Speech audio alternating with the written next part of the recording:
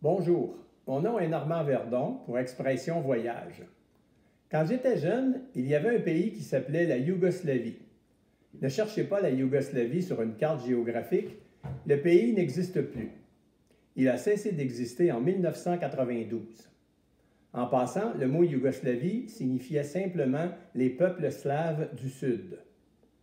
Mais la Yougoslavie n'était pas un véritable pays. C'était plutôt le regroupement de plusieurs nations forcées de vivre ensemble, et ces nations ne s'entendaient pas nécessairement très bien entre elles. On peut même parler de frères ennemis. La Yougoslavie a été remplacée par 6 pays que l'on connaît aujourd'hui.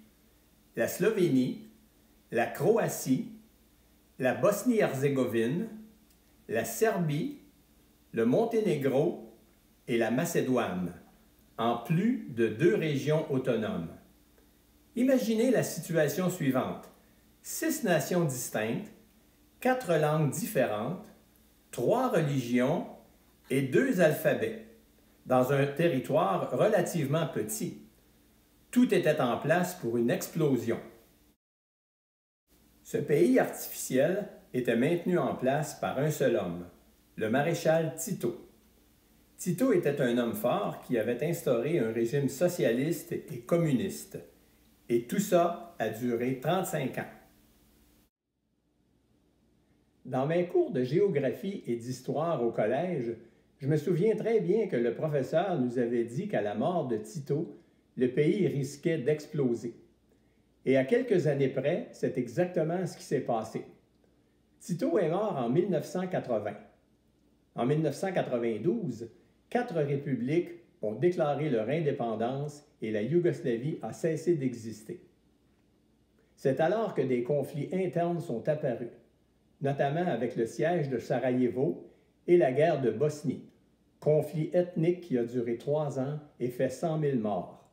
Ce fut un génocide épouvantable qui a mené à 90 condamnations pour crimes de guerre et crimes contre l'humanité. Aujourd'hui, la paix est revenue.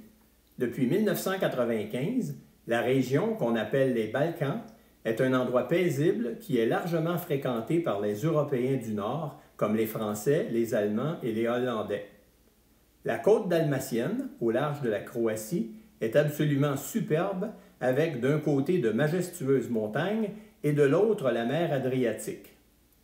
Au large de la Croatie, on retrouve plus de 700 îles dont la majorité ne sont accessibles qu'en bateau. Un véritable paradis pour les amateurs de plage et de sports nautiques. Il faut aussi dire que ces pays sont parmi les plus abordables en Europe.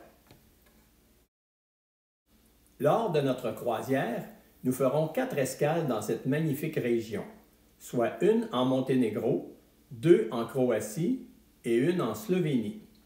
Vous allez vous régaler. Les Balkans possèdent des trésors historiques et architecturaux incroyables.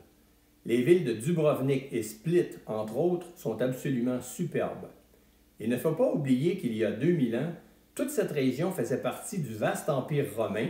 Ce sera particulièrement évident lors de notre visite à Split. Pour terminer, je vous propose l'énigme suivante. Quel item vestimentaire que l'on voit à tous les jours nous a été légué par la Croatie? Bonne croisière!